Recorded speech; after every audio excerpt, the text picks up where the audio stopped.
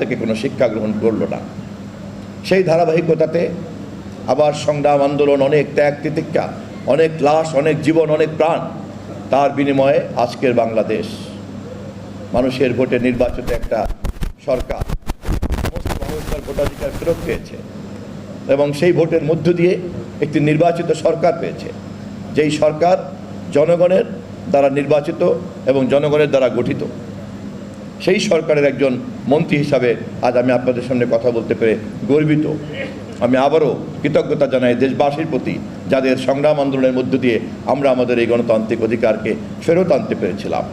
শ্রদ্ধা জানাই সেই সকল শহীদদেরকে, যারা যুগে যুগে ভাষার প্রশ্নে, স্বাধীনতার প্রশ্নে, গণতন্ত্রের প্রশ্নে তারা তাদের অবদানকে রেখেছে এবং জীবনকে বিলিয়ে দিয়ে আমাদেরকে এই অধিকার দিয়েছে, আমাদেরকে এই পরিবেশ দিয়েছে, আমাদেরকে এই সুন্দর বাংলাদেশের সম্ভাবনাকে উন্মোচিত করেছে। আমাদের সামনে এক নতুন সম্ভাবনার দ্বার উন্মোচিত হয়েছে। আমরা যদি অতীতের মতো ভুল করি তাহলে আবারও এই সম্ভাবনা ভিন্ন পথে হারিয়ে যাবে। সেই কারণেই আমাদের সরকার প্রথম থেকেই কেবলমাত্রই ক্ষমতায় যাওয়ার জন্য কথা বলেনি। আমাদের সরকার সেই কারণেই ক্ষমতায় গিয়ে আমরা কি করব সে কথা প্রথম থেকেই আমরা বলতে শুরু করেছি। আমরা বলেছি ক্ষমতার এই পরিবর্তনের মধ্য দিয়ে আমরা দেশে একটি নতুন বাংলাদেশের সম্ভাবনা তৈরি করব। আমাদের নেতা তারেক রহমান বলেছেন, তিনি দেশে এসেছেন, সরকার গঠন করেছেন, তার আগেই তিনি বলেছেন আই হ্যাভ এ প্ল্যান, তার একটা পরিকল্পনা আছে এবং সেই পরিকল্পনার মধ্য দিয়ে আমরা একটি নতুন বাংলাদেশের পথে ধীরে ধীরে ধীরে ধীরে এগিয়ে যাব। আমাদের সেই পরিকল্পনা হচ্ছে বাংলাদেশের প্রত্যেকটি মানুষ, বিশেষ করে নারী,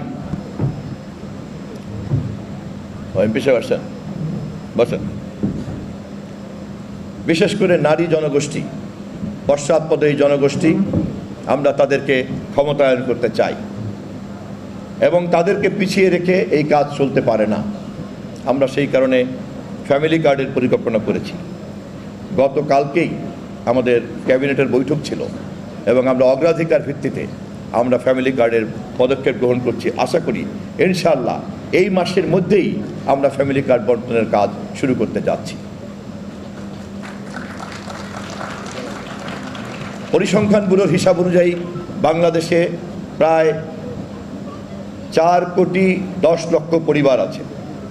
আমরা যদি প্রতিটি পরিবারে একটি করে কার্ড পৌঁছাতে পারি ধারাবাহিকভাবে, তাহলে একটা পর্যায়ে গিয়ে এই প্রতিটি পরিবারের নারী সদস্য তিনি হবেন এই কার্ডের মালিক।